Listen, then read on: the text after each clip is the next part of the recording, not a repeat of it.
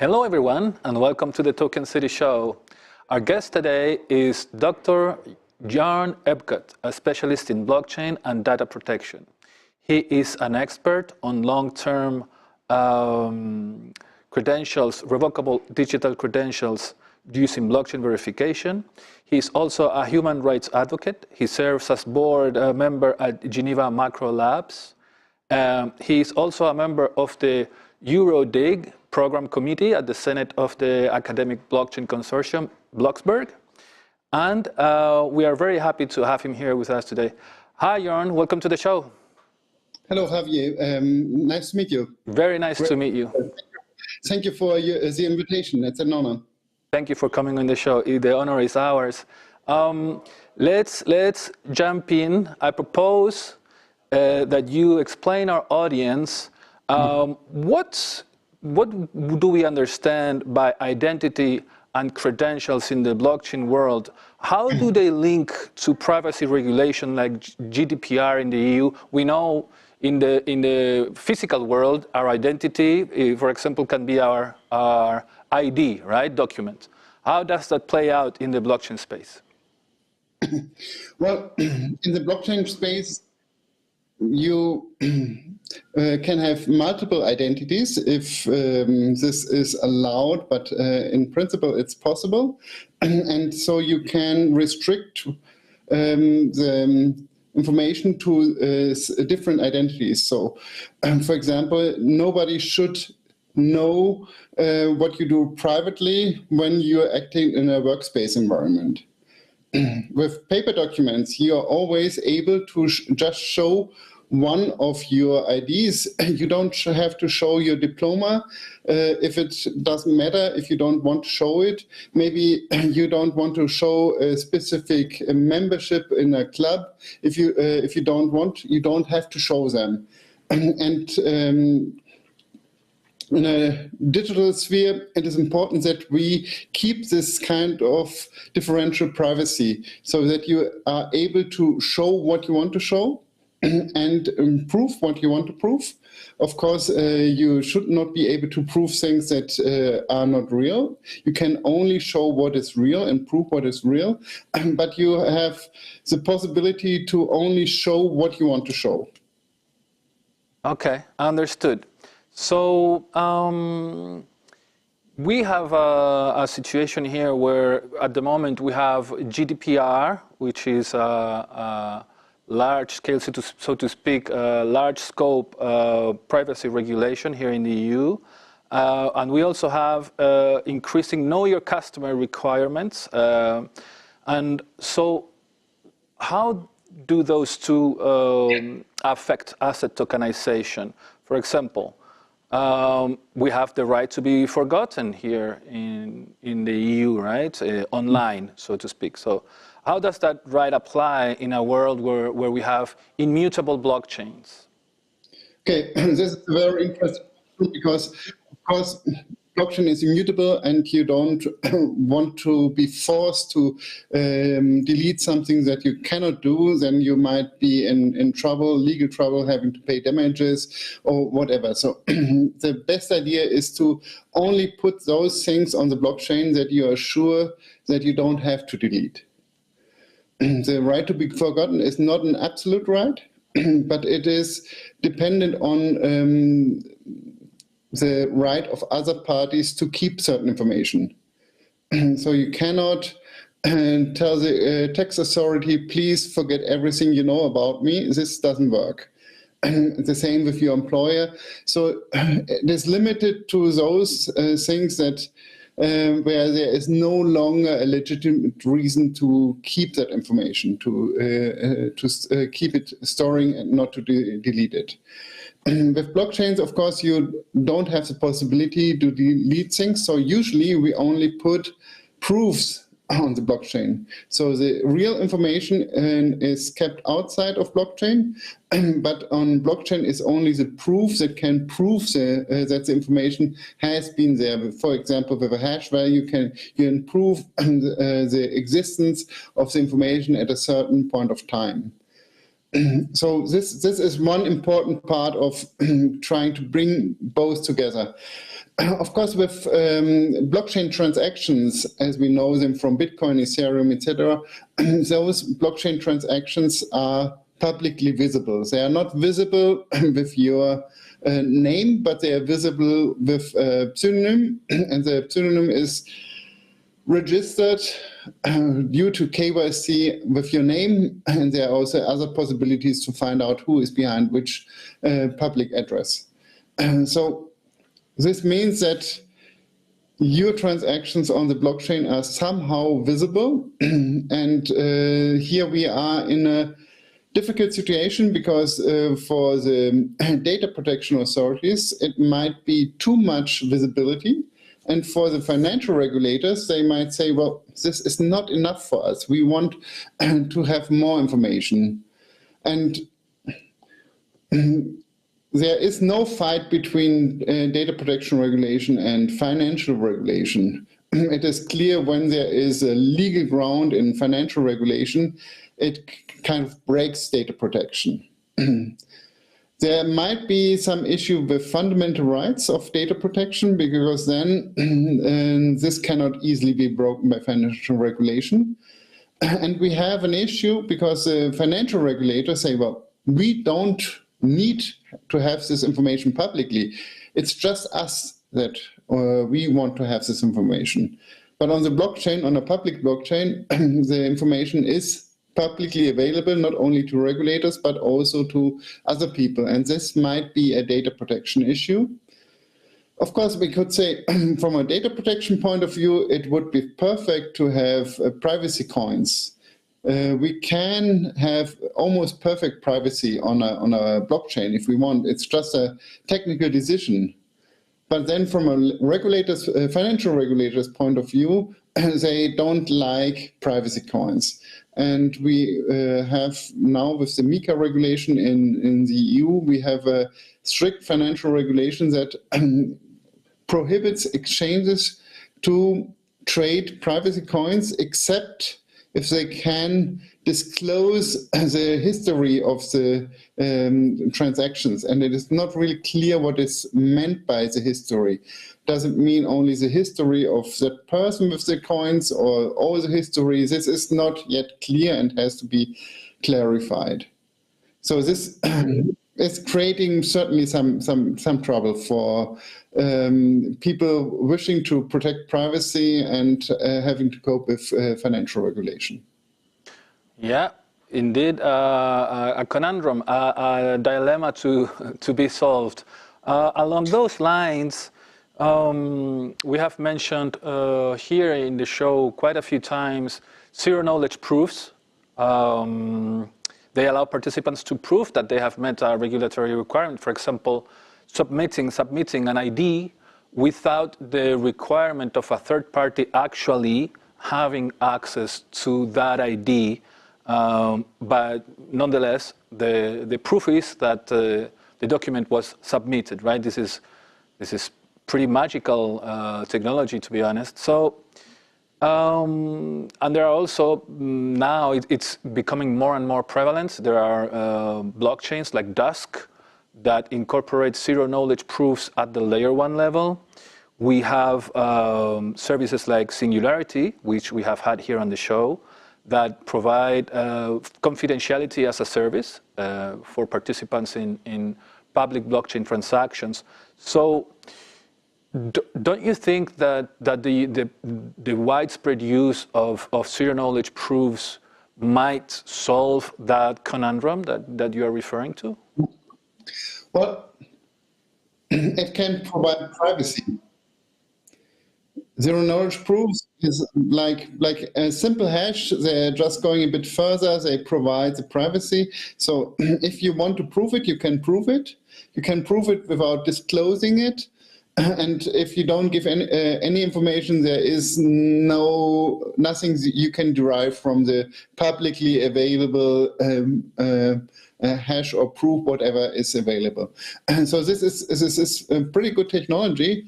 But of course, if the regulators say, well, but we want to have this information, it's not just that we want you to prove that you identified yourself towards a service provider, but we want to be able to access this information. And actually, this information and the transaction history that is required by financial regulation, it is shared with quite a lot of people. So this is actually a privacy issue, and it is.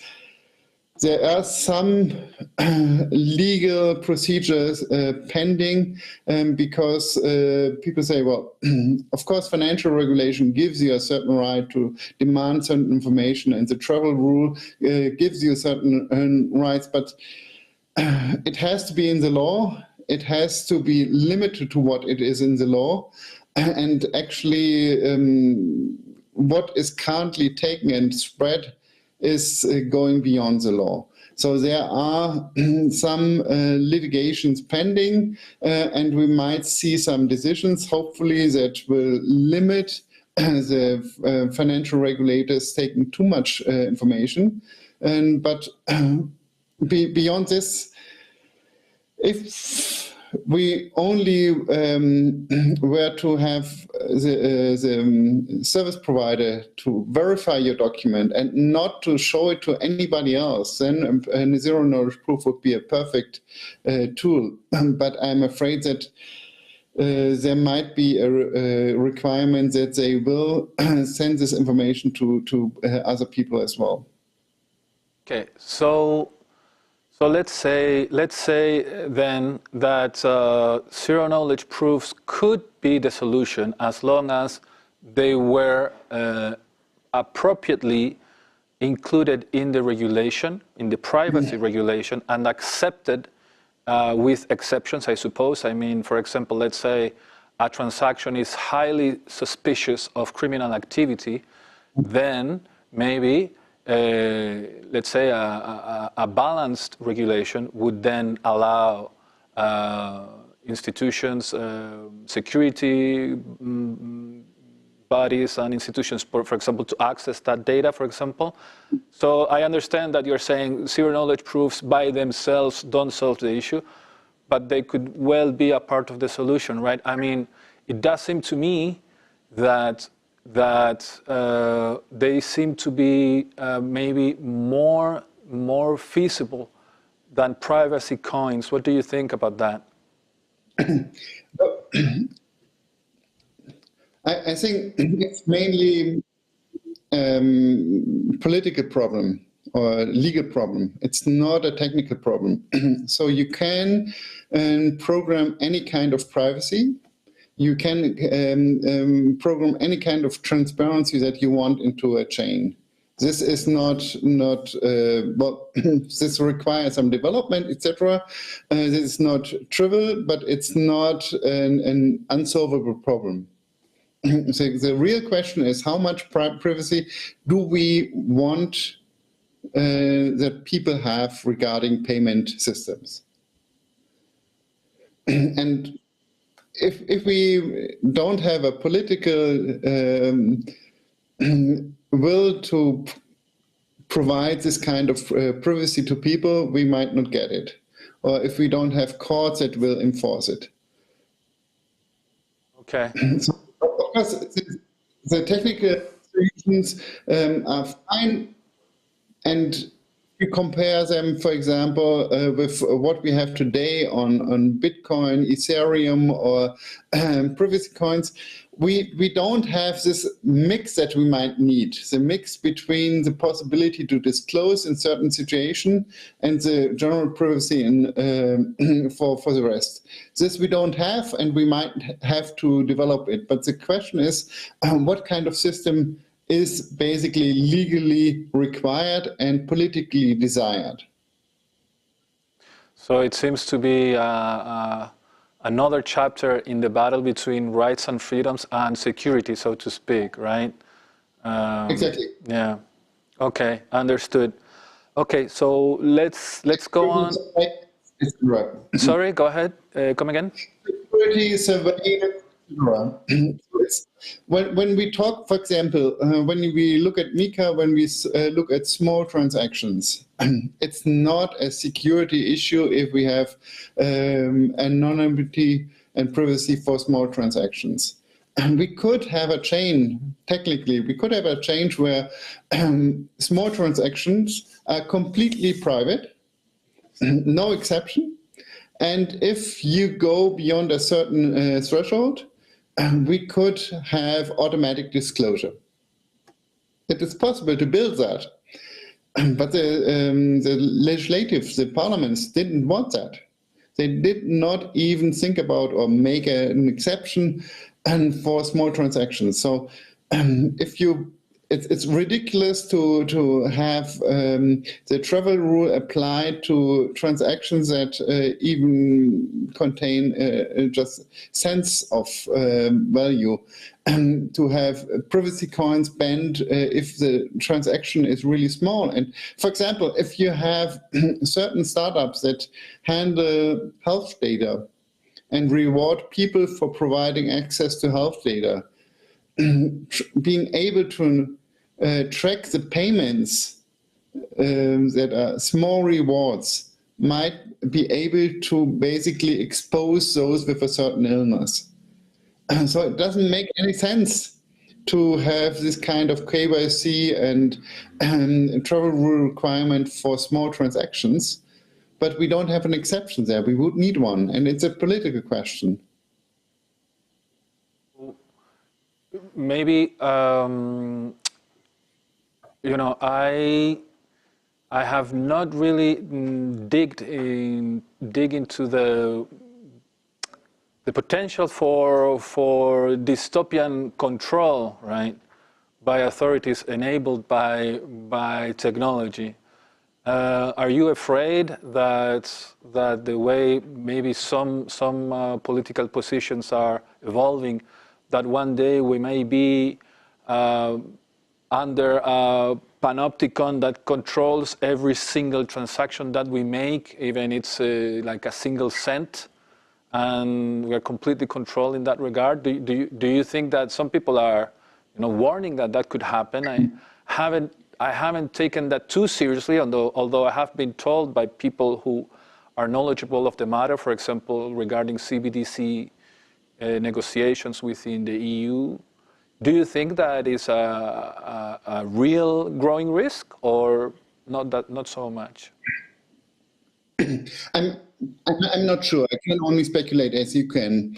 So it is a possibility. It is a possibility that they might desire to just use the fact that there has been a transaction between certain parties, regardless of the value transacted. And if you look at the Snowden revelations, it's obvious that this information is going to be used some way or the other. If this has dystopian consequences, usually not, because usually it means surveillance only works if people don't feel surveyed. So if you have the feeling that you cannot transact in privacy, that everything is watched, you begin to act differently. So surveillance works best when people don't feel it. That's actually absolutely true. I had never really actually thought about this, but absolutely.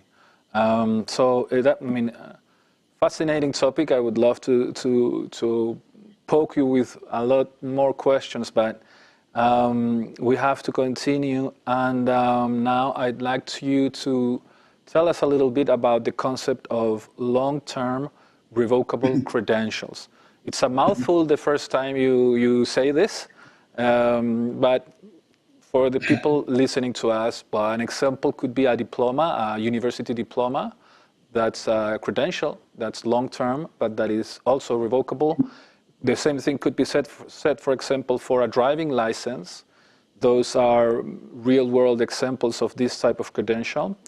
And you told me in an earlier exchange that we had that at the moment, revoking the credential depends on a centralized, trusted institution or a trusted third party. So you were telling me how that translates to the blockchain world. So the blockchain world allows for a decentralized approach, How does that work? What are the implications of this type of credential that are long-term, that can be revoked, and that at the time required a trusted centralized party? Sure. So when you look at diplomas, they have validity that is usually not limited. Sometimes they are limited, but often, most times they are not limited. And they might be needed after 30 years and maybe even after 50 years after you've got them. And so you have to be able to prove them. And there are two specialities with diplomas. They can be revoked in certain cases when they discover plagiarism, which has been the case with a lot of degrees, with a lot of PhDs in the past. And they remain valid even when the institution that granted them initially does not exist anymore. For example, you go to university, the university doesn't exist anymore, your degree is still valid. So with a paper degree, you just show the paper degree, but if you don't trust the paper degree anymore, because imitating paper degrees has become so easy, with an electronic degree, you also want to check whether it has been revoked. How do you do it if the organization, the institution that granted it, is no longer there? You can't ask anybody. You can't access a server from them asking them, is this valid or not? So we have to make the revocation information of diplomas in a way immutable in order to keep the validity of the diploma. Because if the revocation information is only stored with the institution and the institution is no longer there, it means that you don't know whether a diploma has been revoked or not, meaning that all diplomas might lose at least some of the credibility they have. So what you actually need is to have some immutable storage of the revocation. And of course, this revocation information does not have to be completely publicly accessible, but if you can prove somehow, for example, with a hash value of the diploma that you are verifying the diploma, then you should be able to access the revocation information. And this is the specialty why you might put revocation information on a public ledger. As we said, the right to be forgotten means that you should put the least possible amount of information on a public ledger. But in this case, there is a justification. And this justification is important because if you, for example, have a diploma, you have on being a doctor, and you have been practicing, and after quitting the hospital, it turns out that your diploma was fake. Then the hospital has a justifiable reason to access the information about the diploma being fake. This is different from a driver's license. For example, you rent a car for a week. After you give the car back, you have some incident and your driver's license is being taken away. And this, of course, means that the rental company does not have a reason, justified reason, to access information that you have lost your driver's license. Only when you want to rent a car again, they can check. So we have a lot of different situations and different answers to who should be able to access when the revocation information. And this is basically the interesting and difficult thing about revocations, that revocation information is very delicate. It could be just for privacy reasons, it could be just with stored with the institution, but then it's not immutable. And if the credential is valid even beyond the existence of the institution that issued it, you need to have some other kind of storage of the information and about revocations. And this makes it interesting, and this also is a topic that where you see that being compliant with data protection regulation is difficult because it is very use case specific. If you just have a credential system that is fine, perfectly fine and compliant for one use case, and you use it for a different use case, it might mean that it is not compliant anymore because it gives too much access to information or too little access to information. And this is a real challenge I see with credentials, that handling the revocation is dependent on the use case, and there's no approach that fits every use case. Okay, understood. Well, are you familiar with on-chain ID? That's on-chain ID is part of the ERC 3643 standard, which was initially promoted by Tokeny, now part of a larger effort of which Token City is a part.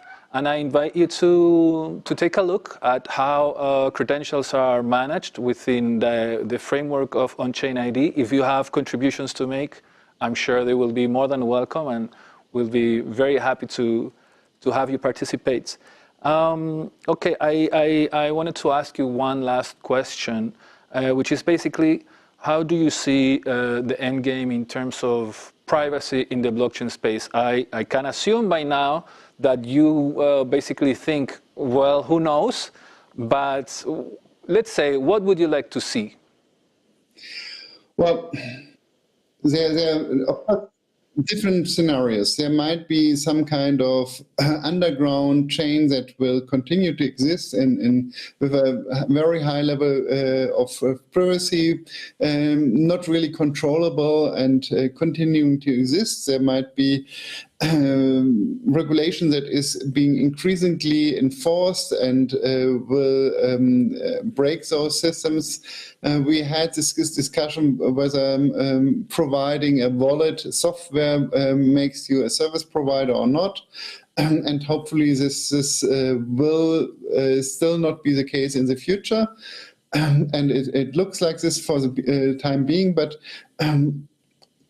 I can't really tell what will happen in this context. We do see that we have a tendency towards more surveillance and more control from the government side. And of course, the government does this to achieve good goals. At least they say so. And they try to justify it with fighting crime, fighting money laundering, fighting terrorism, or maybe even further by enforcing sustainability standards, surveying supply chains, etc. So we do have a lot of positive reasons why this might be needed, but also quite negative side effects. And I would wish that we have kind of a privacy revival where the urge to grant privacy to people will gain momentum again. I'm not very positive right now when I see what is happening, but it might change. So hopefully it will change, and we have another effect of Snowden revelations or data protection and schemes that will basically really enforce privacy and not just bureaucracy, as we see in a lot of situations. So, and there will be blockchains that are unregulated and that will continue to exist. And as long as there are some countries that accept it, I think this will work. If it's illegal in every country, it might not work forever. I'm not sure what will happen, but I think this will be an important battle that will be fought in the coming years. And I hope that we will have a lot of privacy advocates that will ensure that at least there will be a decent compromise. Let's hope so, that we find the maybe not the perfect, but at least a right equilibrium between both sides. Thank you so much for being with us today, Jörn. It's been a pleasure. We've learned a lot. It's been very interesting. Thank you so much for coming on. Thank you very much. With Bloxberg, we will have the Bloxberg Summit on October 18th in Geneva, and we will discuss a lot of these topics there, so you can join us there. Okay, I think we got all that right. Thank you so much, Jörn. Take care. Thank you. Take care. Have a nice evening. You too. Bye-bye. And that was Jörn Erbguth, a specialist in data privacy, online data privacy and IT. Thank you so much for being with us tonight, and goodbye.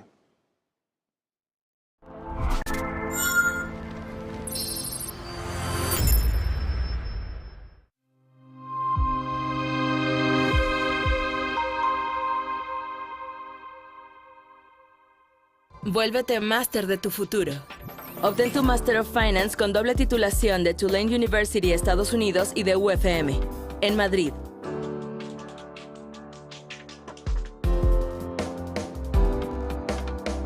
Open Call 2024. Aplica.